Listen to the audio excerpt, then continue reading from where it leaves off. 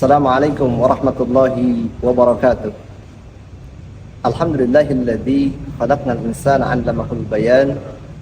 Asyhadu an la ilaha illallah wahdahu la syarikalah wa asyhadu anna sayyidana wa nabiyyana wa maulana Muhammadan abduhu wa rasuluhu sayyidi waladi adnan. Allahumma fassalli wa sallim wa barik ala sayyidina Muhammadin wa ala alihi wa sahbihi wa man tabi'ahum bi ihsanin ila akhiriz zaman. Amma ba'du, faqad qala Allah Ta'ala fi kitabihil karim wa huwa asdaqul qailin. A'udzu billahi as-sami'il 'alim minasy syaithanir rajim. Bismillahirrahmanirrahim. Warattilil Qur'ana tartila. Wa qala Rasulullah sallallahu alaihi wa alihi wasallam, khairukum man ta'allama al-Qur'ana wa 'allamah. Al-hadis al-ma'na wa wallahu a'lam bi muradi bidzalik. Ikhwatul iman wal akhwat rahimakumullah.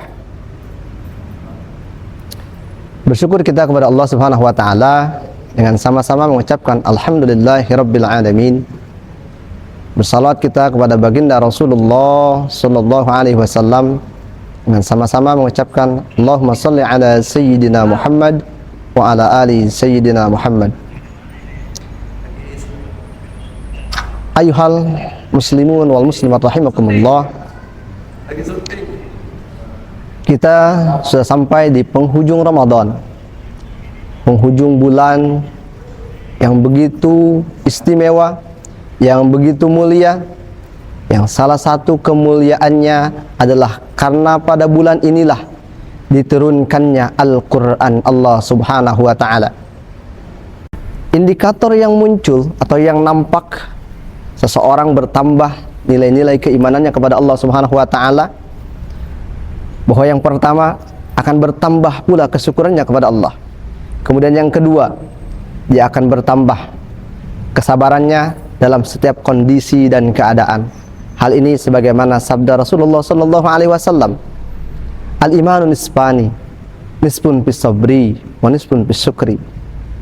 Iman itu terbagi ke dalam dua hal. Yang pertama, separuh dalam sabar. Yang kedua, separuh dalam syukur. Maka bagi orang-orang yang beriman, Allah Subhanahu wa ta'ala mengajarkan kepada kita dalam ayatnya, wala tahinu wala tahzanu antumul a'launa in kuntum mu'minin. Dan janganlah kamu merasa lemah, jangan pula kamu berkecil hati, padahal kamulah orang-orang yang lebih tinggi derajatnya di hadapan Allah Subhanahu wa ta'ala jika kamu adalah orang-orang yang beriman. Ayyuhal hadirun, ikhwati fillah rahimakumullah. Kemudian yang kedua, hikmah yang paling besar pada ketika kita mampu membaca Al-Quran dengan khusyuk, maka Allah akan memberikan petunjuk, memberikan hidayah kepada kita semua. Sebagaimana salah satu daripada tujuan Al-Quran itu sendiri diturunkan oleh Allah Subhanahu wa ta'ala. Dalam ayatnya Allah sampaikan, Bismillahirrahmanirrahim. Syahru Ramadan alladzi unzila fihi al-Qur'an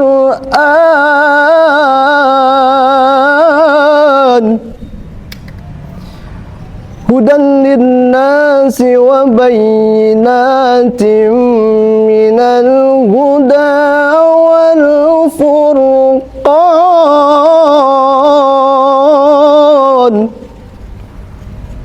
Dan kami turunkan, kata Allah, dari Al-Quran, kami turunkan, kata Allah, di bulan suci Ramadan ini Al-Quran sebagai petunjuk dan penjelasan atas petunjuk-petunjuk itu, sekaligus pembeda antara yang hak dan yang batil. Maka oleh karena itu, bagi orang-orang yang senantiasa mengharapkan pertolongan Allah Subhanahu wa ta'ala, dia mampu membaca Al-Quran dengan khusyuk, dengan tenang, maka biiznillah, dengan izin Allah, dia akan diberikan petunjuk, diberikan jalan mana yang benar, mana yang buruk, dan diberikan kekuatan oleh Allah Subhanahu wa taala untuk mengikuti mana yang hak dan mana yang batil. Sebagaimana Rasulullah sallallahu alaihi wasallam mengajarkan doanya, Allahumma arinal haqqa haqqa warzuqna ittiba'ah wa arinal batila batila warzuqna ijtinabah. Ya Allah, tunjukkan kepadaku bahwa yang benar itu benar dan rizkikan kepadaku untuk mengikutinya. Tunjukkan pula kepadaku bahwa yang batil itu batil, maka rizkikan pula kepadaku untuk menjauhi dan meninggalkannya. Hadirin wal hadirat rahimakumullah. Kemudian yang ketiga, hal yang sangat-sangat fundamental, hal yang sangat mendasar, Al-Quran pada ketika kemudian kita baca dengan khusyuk, dengan hikmat, maka ia akan mampu menjadikan obat, bahkan menjadikan penyembuh dari setiap penyakit yang kita alami. Banyak hal yang menjadikan orang atau saudara-saudara kita enggan untuk membaca Al-Quran, bukan karena tidak mampu membaca Al-Quran, karena boleh jadi tidak mampu memahami keutamaan-keutamaan yang ada dalam Al-Quran itu sendiri. Ketika bicara tentang pahala, semua pasti memahami bahwa membaca Al-Quran begitu banyak pahalanya, bahkan berkali-kali lipat. Namun kalau kata orang Sunda bilang, segala sesuatu itu yang paling instan adalah anu karaos jeung kahartos, yang terasa dan yang bisa dimengerti pada saat itu. Maka oleh karenanya Al-Quran menjawab. Kata Allah dalam ayatnya, wa nunazzilu minal qur'ani ma huwa syifaa'u wa rahmatul lil mu'minin wa la yazidudz zalimina illa khasara. Dan kami turunkan dari Al-Quran sebagai penyembuh dan rahmat bagi orang-orang yang beriman. Dan tidaklah Al-Quran itu bertambah kebaikan kepadanya bagi orang-orang yang zalim, terkecuali hanyalah kerugian. Maka dalam hal ini, untuk menjadikan Al-Quran sebagai penyembuh, 3 syarat yang harus terpenuhi.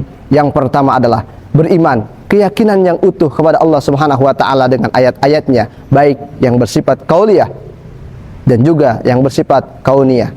Kemudian yang kedua, meninggalkan kesyirikan kepada Allah Subhanahu wa taala. Karena hal inilah yang dapat menghambat turunnya rahmat dan pertolongan Allah Subhanahu wa taala. Kemudian yang ketiga adalah sesuai dengan dosisnya. Ini fenomena yang seringkali kita temukan di tengah-tengah masyarakat.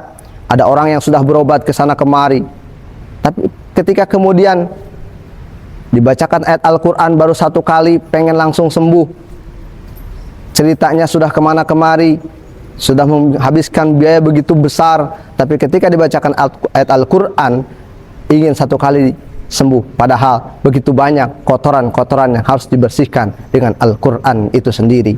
Maka oleh karenanya, mudah-mudahan melalui momentum Ramadan yang indah ini, di penghujung bulan ini, mari kita sama-sama jadikan bulan ini sebagai bulan yang terbaik bagi kita untuk menjadi generasi-generasi Al-Quran, dengan bertambahnya keimanan kita kepada Allah Subhanahu wa taala, sekaligus semakin cerdas kita dalam memilah dan memilih mana yang hak dan mana yang batil. Cerdas secara intelektual, cerdas secara emosional, dan cerdas secara spiritual. Sekaligus mudah-mudahan kita mampu menjadikan Al-Quran ini sebagai penyembuh dari setiap penyakit yang ada di dalam diri kita, baik penyakit hissiyah, yaitu penyakit lahiriah, maupun penyakit nafsiyah, penyakit yang ada di dalam diri kita yang timbul karena perasaan, terlebih penyakit-penyakit ruhiyah yang menghambat ubudiyah kita kepada Allah Subhanahu wa taala.